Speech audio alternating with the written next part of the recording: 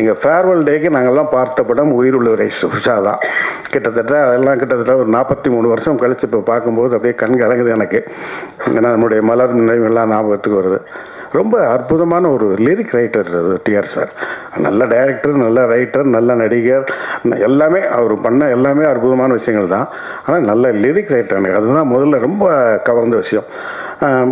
பொதுவாக எல்லா கவிஞர்களுமே இலக்கியத்திலேருந்து ஏதாவது எடுத்தாழ்வாங்க. ஆனால் இவருடைய பாடல்களே ஒரு இலக்கியமாக இருக்கும். அந்த அளவுக்கு ஒரு தலை சிறந்த ஒரு பாடலாசிரியர். இந்த படத்திலே பாருங்கள், இப்போ கேட்கும்போது தான் தெரியுது, பாவை புருவத்தை வளைப்பது புதுவிதம், அதில் பரதமும் படிக்கிறது அபிநயம்.